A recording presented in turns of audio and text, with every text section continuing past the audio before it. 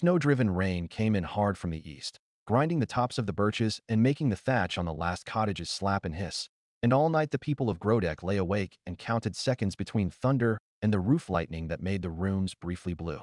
In the morning the road to the forest was a braid of wet sand and broken twigs, and the woodcutters who set out with axes found a clearing they had known since childhood turned new by ruin. An oak older than any living memory, a hulking thing always hollow at its heart, had toppled where the wind knifed through the break.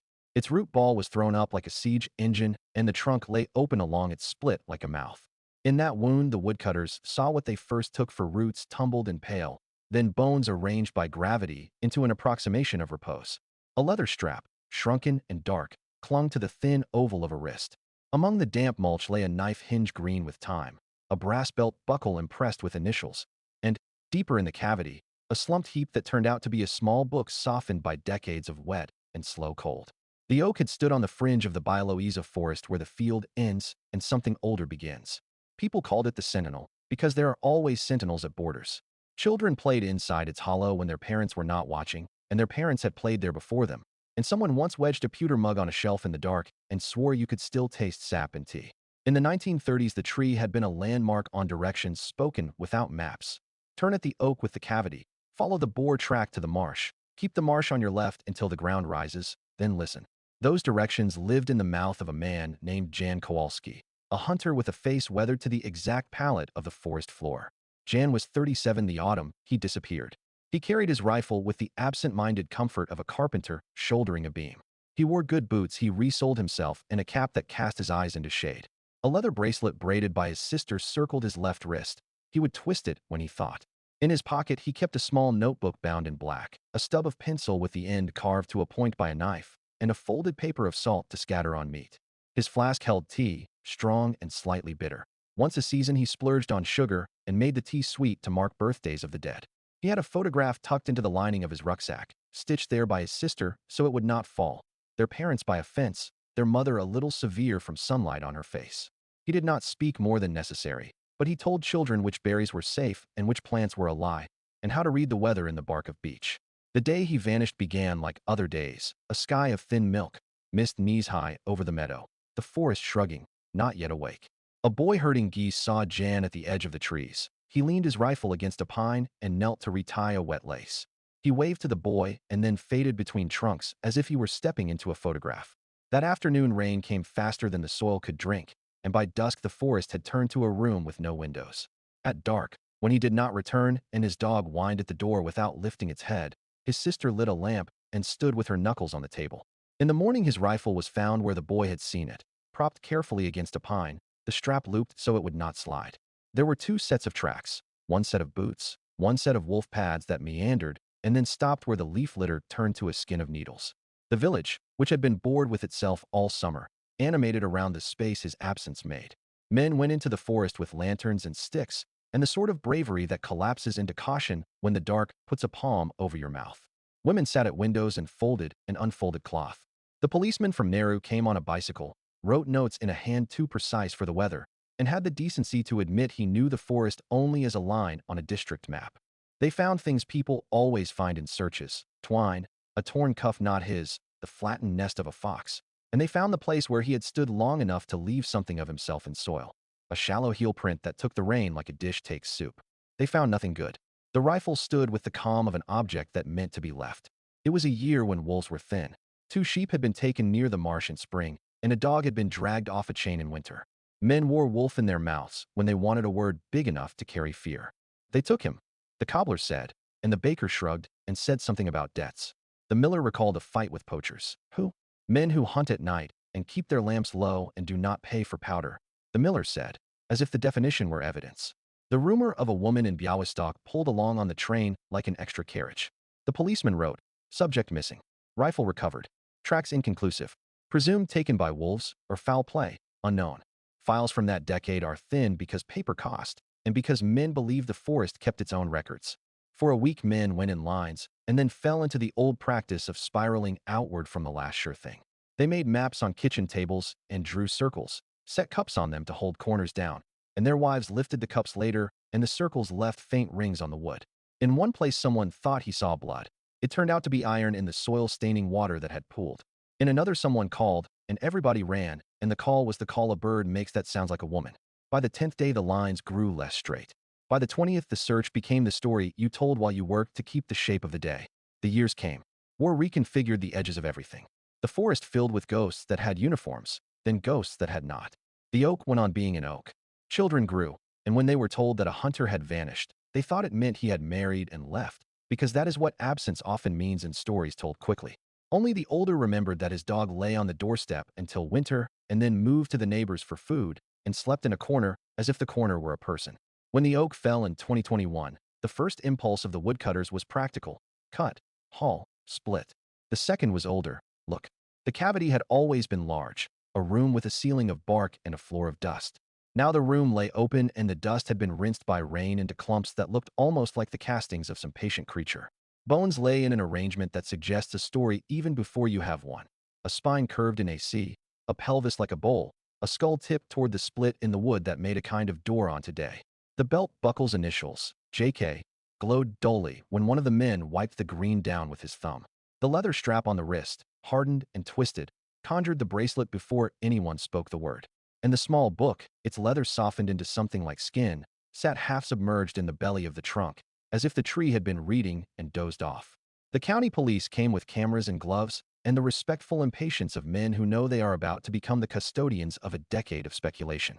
A forensic pathologist from Białowieża crouched under the tilted trunk and reached into the hollow with the slow hand you use when bees might be sleeping there. When she touched bone and felt the dry powder rise and hang, she said what doctors say to buy a second of quiet: "We'll go gently." The book was lifted on a spatula and slid into a zip bag as if it were a pastry that would crumble if asked to hold its own weight. The knife hinge could be read as a hinge or as a sign. They bagged it and wrote hinge from folding knife, possible, and then later wrote hinge confirmed because people need endings even for little objects. Conservators separated the diary pages with patience that is a professional religion. They laid leaves of Japanese paper between sheets and invited time to reverse itself at 1/fraction of a millimeter per hour. The ink had gone thin where water had insisted. In other places, pencil held like a promise. They read the kind of things men who love forests write when they are alone and do not intend for their words to be visited. Elk tracks at a mud seam. Owl calls counted like rosary beads. The state of the moon written in a hand that made the letter O look like a tiny mouth. He wrote the price of tea and the way the cobbler had botched his last sole. He wrote a single sentence about joy when his sister's baby took its first steps. And then toward the end of the book appeared the last entries from that autumn, in a hand that crowded lines as if saving paper could also save hours. Cloud low. Thunder without water yet. Rifle oil at last light. I left the mug at the oak and should fetch it. Wolves have been near the marsh. Track small. The young are learning. The next day, rain came in sheets. Lighted lamp and turned the wick too high. Stupid. Put it right. Heard something following past the birch stand. Not a deer's care, not a man's hurry. Safer to stay by the field edge and go out again at dawn. Left rifle at the pine. It sees more than I do. A last entry, the faintest, as if the pencil had been dulled and sharpened with a knife that wanted to cut away the point entirely. Storm coming. Something follows. Safer to hide. There are sentences that end not because the thought is done, but because the writer has drawn the line between his world and what is left of it. You could see where the pencil lifted and dropped, a dot of faint lead like the tremor of a small animal. Conservators turned the page to find nothing more. That nothing was heavier than the filled pages. The pathologist wrote the phrases that closed doors without slamming them. Skeletal remains consistent with male approximately 35 to 40 at time of death. Clothing fibers consistent with woolen weave dated to 1930s. Perimortem trauma not evident. Several distal phalanges absent. Post-mortem scavenging likely. Leather bracelet remnant present. The cause of death was left at what all honest causes of death are when time has had the last word, undetermined. She allowed herself one line of prose where reports rarely do. Position of remains inside hollow trunk suggests voluntary entry or assisted placement. No evidence of binding. Presence of personal effects argues for shelter-seeking rather than secondary disposal. In the margins of her copy, she wrote something she never sent. He crawled in and chose to be small. Journalists came, because fallen oaks with bones inside are stories that sell themselves. A camera crew from Warsaw filmed the trunk like a fallen animal. A local reporter spoke to the woodcutters, who disliked microphones but liked telling how the tree had creaked under the storm like a door the house had lived with for so long it no longer heard. The first article online used the word mystery twice and the word wolves 3 times. The second cited an anonymous, elderly villager who remembered Jan as a quiet man who knew every track and who worried the place between the buckle and the belt like a rosary. In photographs, the leather on the wrist looked like a line drawn with a burnt stick. The police file, reanimated, gained an addendum typed in a font the original report could never have imagined.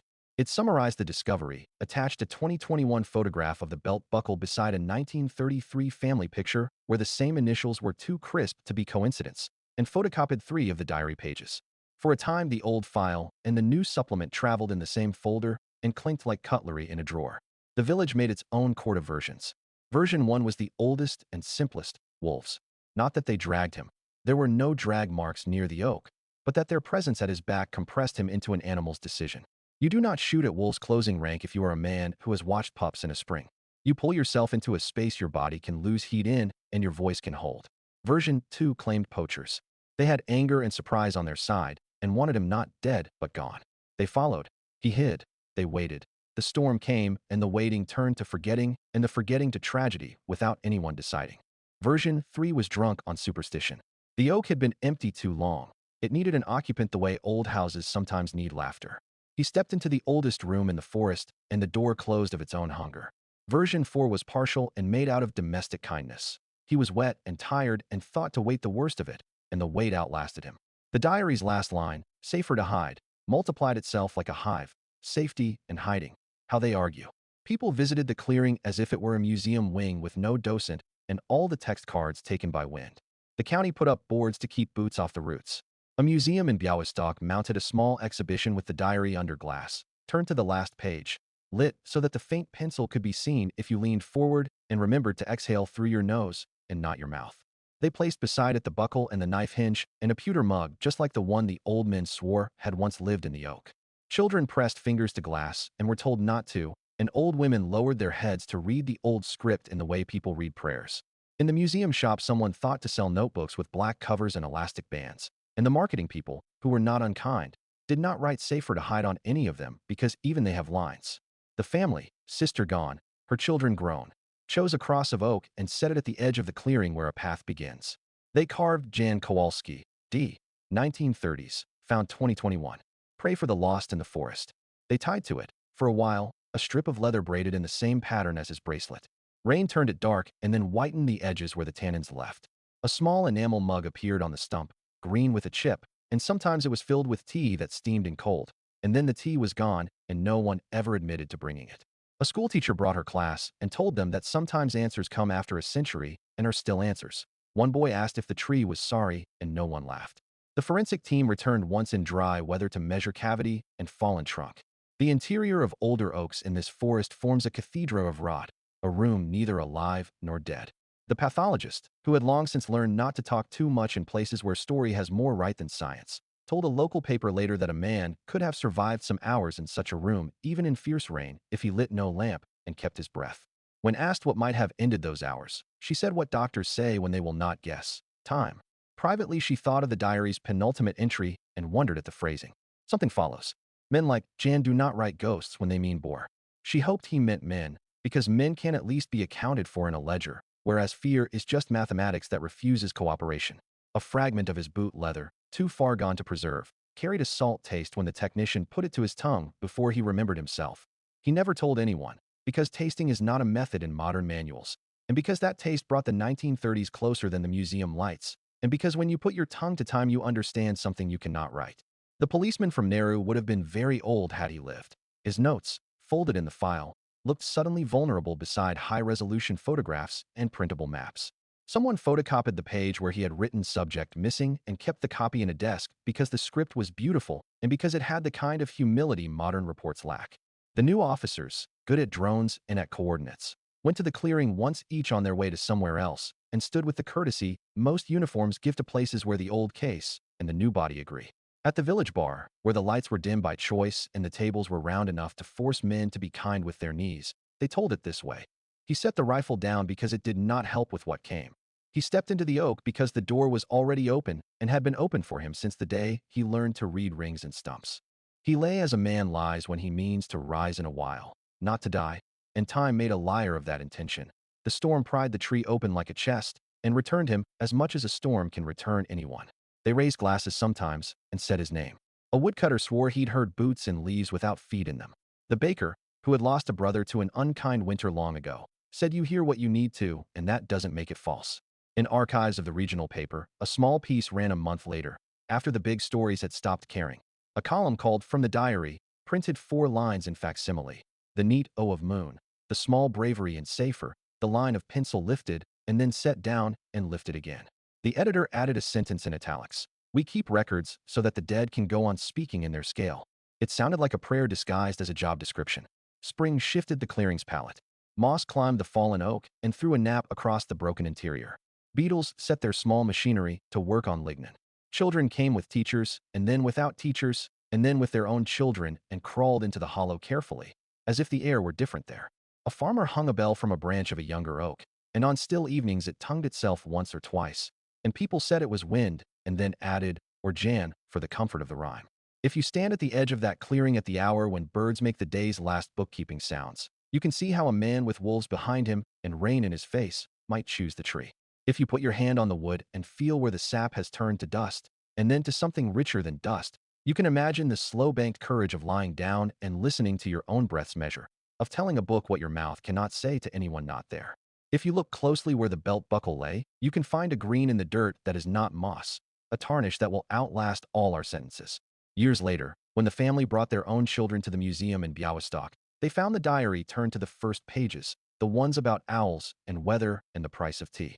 The last page, which had done its public work too often, was rested. The granddaughter, who had her great-grandmother's chin and Jan's habit of worrying a bracelet when she thought, touched the glass without shame and said, "He writes like someone who wants to remember everything in case he is the only witness." Her mother nodded and said, "He was not the only witness." The tree remembered, which is a strange sentence in a place of labels and lights, but it felt true in the way that truths sometimes must borrow odd clothing to be recognized. The official record will have these lines. A storm felled an oak in 2021. Inside, the remains of a man missing since the 1930s were discovered with personal effects, identification by belt buckle initials, and family photograph. Diary indicates self-shelter. Cause of death undetermined. Case closed. The unofficial record is the one the forest keeps. A footprint under pine needles, a dog sleeping against a door, a leather strap that circled a wrist and then circled nothing, a pewter mug set down on a shelf in the dark and found again by hands that had not been born when it was placed. On certain evenings, when rain tinses the surface of the pond and makes it look briefly like a hand with hair on it, the clearing smells of wet wood and the memory of tea. If you stand within the fall of the old trunk and look up at the oval of sky where leaves used to be, you may feel watched in a way that is not threat but attention. You can say his name or not.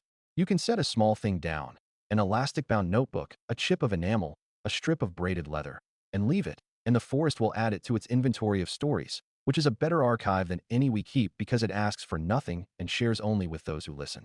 What we are left with is not the shiver of wolves or the certainty of malice, not even the clean geometry of shelter failing. We are left with a man who wrote to make the day hold still, who placed a rifle where it could watch the edge he could not, who thought safety meant becoming smaller, who entered a room made of wood and time, and who was delivered back in a speech by a storm. It is not tidy. It is not cruel. It is the sort of ending forests prefer. Partial, patient, with a symbol that fits into a hand, a bracelet hardened by years, a belt buckle gone green, a diary line that tells you just enough to know that he knew he was being followed and that hiding was the last human trick he trusted. If you must have a lesson, take this one. We leave records not to explain our deaths, but to prove we were paying attention. If you must have a symbol, take the hollow of the oak, emptiness that sheltered, then kept, then returned. If you must have an image to carry down the field path and into your kitchen, choose the simplest. A man setting his palm against old wood and then crawling forward until his shoulders are through, turning onto his side, listening, and telling the small book, with its soft leather and its stub of sharpened pencil, that there is a storm, that something follows, and that it is safer to hide. Then choosing, in that narrow room, to write one more line while there was still light.